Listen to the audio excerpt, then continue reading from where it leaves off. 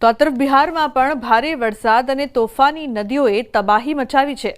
ખાગરિયામાં એક તરફ ગંગા નદી ભયના નિશાનથી 1.68 મીટર ઉપર વહી રહી છે, ત્યાં બુધી ગંડક નદી પણ ભયના નિશાનથી 1.15 મીટર ઉપર વહી રહી છે, જેના કારણે ઘણા વિસ્તારો પૂરથી પ્રભાવિત થયા છે। ખાગરિયાના 17 પંચાયતો પૂરથી પ્રભાવિત થઈ છે। પરબતા બ્લોક અને સદર બ્લોકના લોકો પૂરથી સૌથી વધુ પ્રભાવિત થયા છે। ખાગરિયા દુર્ગાપુર બ્લોકના દુર્ગાપુર ગામની વાત કરીએ તો અહીં પૂરનું પાણી ઘરોમાં ઘૂસી ગયું છે। આખું ગામ પૂરના પાણીમાં ડૂબી ગયું છે। આવી સ્થિતિમાં પૂર પીડિતોએ આખા પરિવાર સાથે છતને પોતાનું ઘર બનાવી લીધું છે। તેઓ છત પર પ્લાસ્ટિકની ચાદર લટકાવીને કોઈક રીતે જીવવા માટે મજબૂર છે।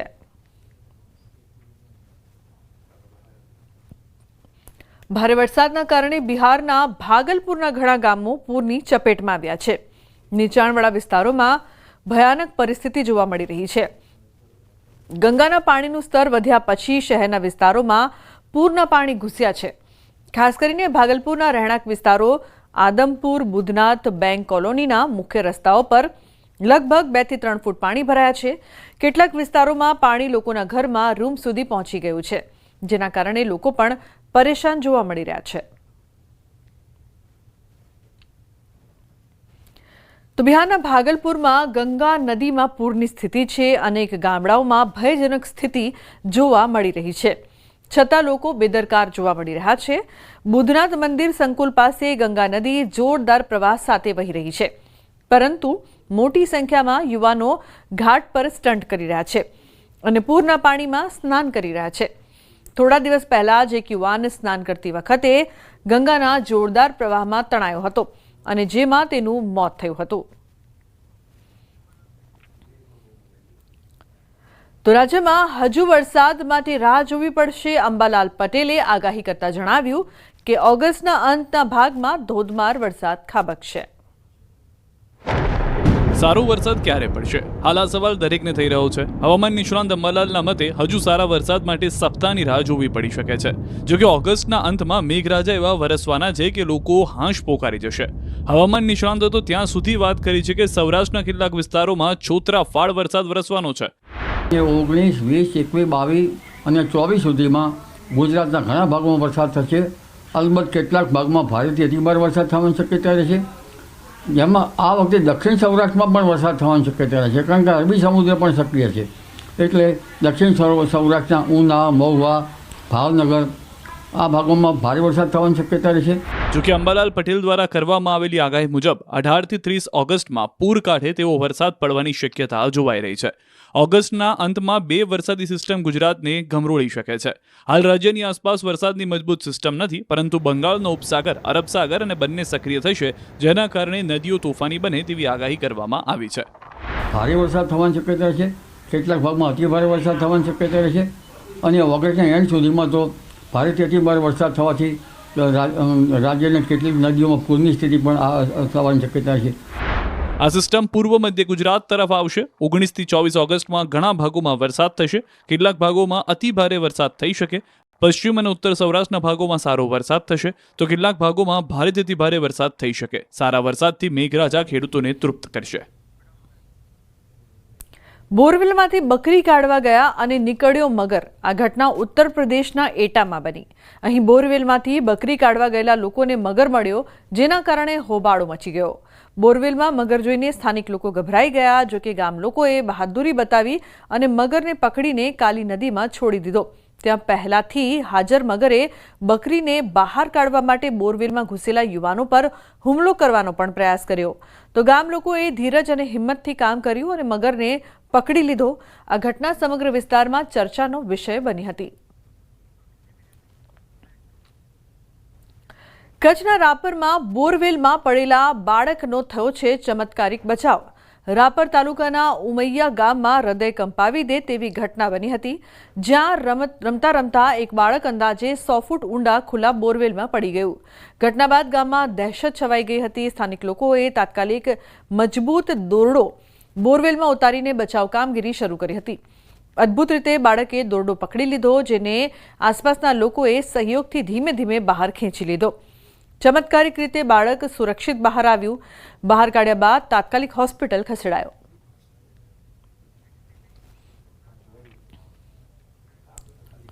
આ તરફ શ્રાવણના ત્રીજા સોમવારે સોમનાથ દાદાના દર્શન માટે ભક્તોનું ઘોડાપૂર ઉમટ્યું. વહેલી સવારે 4 વાગ્યાથી સોમનાથ મંદિરના દ્વાર ભાવિકો માટે ખોલવામાં આવ્યા. એક તરફ બમ બમ ભોલે, હર હર મહાદેવના નાદ અને સાથે ઝરમર વરસાદ વરસતા સોમનાથમાં ભક્તિમય માહોલ સર્જાયો. સોમનાથજીના દર્શન અને આરતીનો લાભ લેવા મોટી સંખ્યામાં ભક્તો સોમનાથ પહોંચ્યા હતા.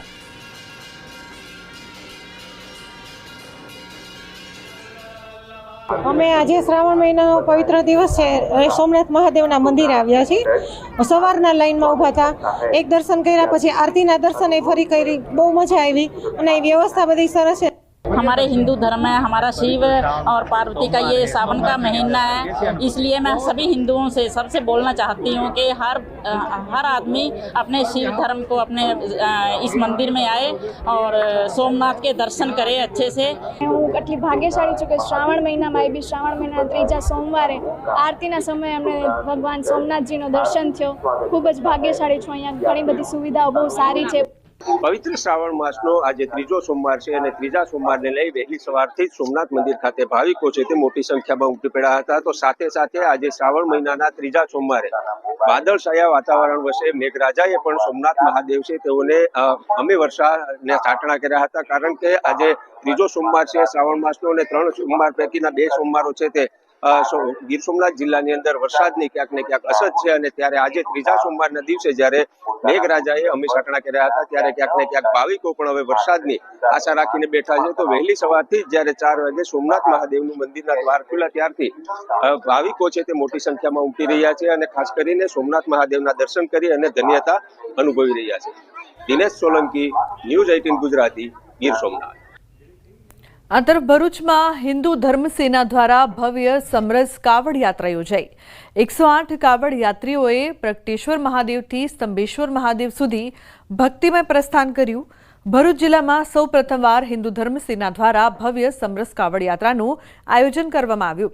ભરૂચના ડભોયાવાડ ખાતે આવેલા પ્રસિદ્ધ પ્રગટેશ્વર મહાદેવ મંદિરથી સંતો, મહંતો અને આગેવાનોના હસ્તે યાત્રાને ઝંડી વટાવીને પ્રસ્થાન કરાવાયું. આ યાત્રાનો મુખ્ય ઉદ્દેશ ભક્તો માટે આધ્યાત્મિક આનંદ, સમાજમાં શાંતિ અને એકતા પ્રસ્થાપિત કરવી તથા ભક્તિભાવ અને સંસ્કૃતિ સાથે જોડાણ વધારવાનો છે. સુરતમાં 15 ઓગસ્ટને લઈને તિરંગા યાત્રાનું આયોજન કરાયું હતું. તિરંગા યાત્રામાં કેન્દ્રીય મંત્રી CR પાટીલ, ગૃહરાજ્યમંત્રી હર્ષ સંઘવી પણ જોડાયા હતા. ત્યારે આ કાર્યક્રમમાં હર્ષ સંઘવીએ કહ્યું કે આ વખતની તિરંગા યાત્રાની થીમ સ્વચ્છતા ઉપર છે. તિરંગા યાત્રામાં દેશના લોકો જોતા રહી જાય તે પ્રકારે સ્વચ્છતા અંગેનો વ્યવહાર આપણે સૌએ રાખવાનો છે. एक भी तिरंगो के कोई भी प्रकार की प्लास्टिक की बोतल के कागलियाओ आपने आ यात्रा दरमियान रोड पर ना रखवी જોઈએ. કારણ કે આ વખતની તિરંગા યાત્રાની થીમ એ સ્વચ્છતા ઉપર છે અને સુરત શહેર આપણું સ્વચ્છતામાં નંબર 1 હોય ત્યારે આ યાત્રા પતે ને તો દુનિયાના લોકો જોતા રહી જાય કે હજારો લોકો આવ્યા પરંતુ રસ્તા ઉપર કોઈ જગ્યા પર એક બી કાગળ કે પ્લાસ્ટિકની બોટલ ના મળી. આ તરફ અમદાવાદના વાડજ વિસ્તારમાં સામાન્ય બાબતે બબાલ થઈ હતી. વાડજ વિસ્તારમાં દરવાજા ખોલવા બાબતે પાડોશીઓ વચ્ચે મોટી બબાલ થઈ. આ બબાલમાં એક વ્યક્તિને ઢોર માર પણ મારવામાં આવ્યો. આ સમગ્ર ઘટના સીસીટીવીમાં કેદ થઈ છે. આ મુદ્દે પોલીસે અરજી લીધી છે.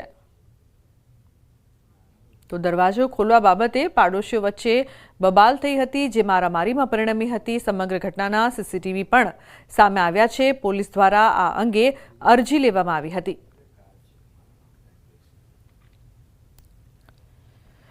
સિંહ દિવસ પર ગીર સોમનાથનો એક સીસીટીવી વાયરલ થઈ રહ્યો છે. ગીર ગઢડા શહેરમાં એક સાથે 8 સિંહ સીસીટીવીમાં જોવા મળ્યા હતા. ગત મોડી રાત્રે એક સાથે 7 સિંહોનું ટોળું ગામની વચ્ચે લટાર મારતું દેખાયું. 7 સિંહોના ટોળાના કારણે લોકોમાં ભયનો માહોલ છે. તો 8 સિંહ એક સાથે જોવા મળ્યા હતા. ગીર ગઢડામાં રાત્રે 8 સિંહ એક સાથે જોવા મળતા શહેરમાં ભયનો પણ માહોલ છે.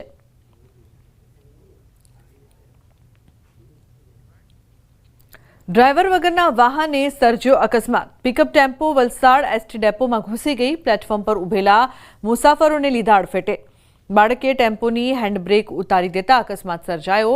ડેપો પરિસરમાં પાર્ક કરીને ચાલક ગયો હતો ચા પીવા માટે. અકસ્માતમાં એક મહિલાને ઈજા પહોંચી છે. સમગ્ર અકસ્માતની ઘટનાના સીસીટીવી સામે આવ્યા છે. ડ્રાઈવર વગરના વાહને અકસ્માત સર્જ્યો હતો. સમગ્ર ઘટના સીસીટીવીમાં કેદ થઈ છે. પિકઅપ ટેમ્પો વલસાડ એસટી ડેપોમાં ઘૂસી ગઈ હતી. સુરતના ઉત્તરાયણ વેલંજા વિસ્તારમાં જીવલેણ હુમલો થયો છે. પ્રોપર્ટીના ઝઘડામાં જીવલેણ હુમલો. પ્રદીપભાઈ દયાળભાઈ વ્યાસ નામના શખ્સ પર હુમલો કરવામાં આવ્યો. હુમલાને લઈને ઉત્તરાયણ પોલીસના ફરિયાદ નોંધાઈ છે. તો પ્રોપર્ટીને લઈને ઝઘડો થયો હતો, જેમાં જીવલેણ હુમલો કરવામાં આવ્યો. સમગ્ર ઘટના સીસીટીવીમાં કેદ થઈ છે, જેના આધારે પોલીસ દ્વારા વધુ તપાસ કરવામાં આવશે. રાજકોટમાં અસામાજિક તત્વો બેફામ બન્યા છે. પેટ્રોલ પંપ પર સિગરેટ પીવાની ના પાડતા બબાલ થઈ છે. કોઠારિયા ગામ પાસેના પેટ્રોલ પંપની આ ઘટના છે. સમગ્ર ઘટનાના સીસીટીવી સામે આવ્યા છે. પેટ્રોલ પંપના સ્ટાફ ઉપર છરી વડે હુમલો કરી ગંભીર ઈજા પહોંચાડી હતી. સમગ્ર મામલાને લઈને આજે ડેમ પોલીસ મથકમાં ફરિયાદ નોંધાઈ છે. 2 અજાણ્યા શખ્સો વિરુદ્ધ ફરિયાદ નોંધાવી છે. અમદાવાદના સાણંદમાં મિત્રની જ હત્યા કરનારા હત્યારા મિત્રો ઝડપાયા છે. પોલીસે મૃતક યુવક નિરંજન શર્માના 2 મિત્રો રવિકુમાર રાય અને સોનલ ઘાટની ધરપકડ કરી છે, જ્યારે સન્ની મંડલ નામનો આરોપી ફરાર છે. મૃતકનું ઓશિકા વડે મોઢું દબાવી રાખ્યું હતું, જેના કારણે શ્વાસ રૂંધાવાથી મોત નીપજ્યું. સાણંદના પાંજરાપોળ નજીક અવાવરૂ જગ્યાએથી 10 જૂનના રોજ એક મૃતદેહ મળી આવ્યો હતો. બાદમાં પોલીસ તપાસમાં યુવકની ઓળખ થઈ. મૃતક મૂળ બિહારનો છે અને સાણંદની એક કંપનીમાં કામ કરતો હતો. મૃતકનો પરિવાર આર્થિક સદ્ધર હોવાની જાણ મિત્રોને થતાં ખંડણી માંગવાનો પ્લાન બનાવ્યો હતો. ખંડણીના ઈરાદે રૂમમાં લઈ જઈ મોઢું દબાવીને હત્યા કરી અને બેગમાં મૃતદેહ ભરીને અવાવરૂ જગ્યાએ ફેંકી.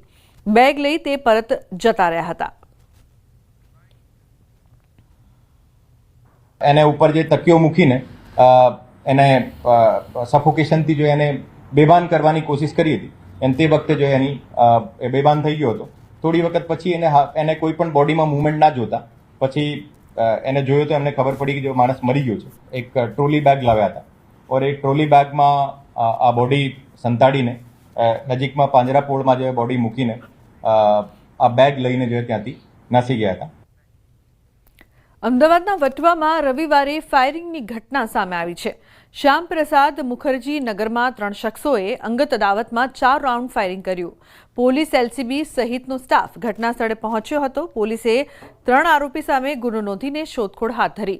2 વર્ષ અગાઉ મહિલાએ ઇમરાન ઉર્ફે ગામડિયા સામે ખંડણીની ફરિયાદ નોંધાવતા 2 વર્ષની સજા થઈ હતી. ત્યારબાદ ઇમરાન સજા પૂરી કરીને જેલમાંથી બહાર આવતા 10 ઓગસ્ટે ઇમરાન લઈક ઉર્ફે મુલ્લા અને કલીમ ભૈયાએ ભેગા મળીને ફાયરિંગ કર્યું. पहले रोड पे बाहर एक फायरिंग करी इन लोगों ने, हवा में चला दी और मेरे घर के पास आके इन लोगों ने 4 फायरिंग करी. घर के अंदर से 3 गोली मिली है मेरे.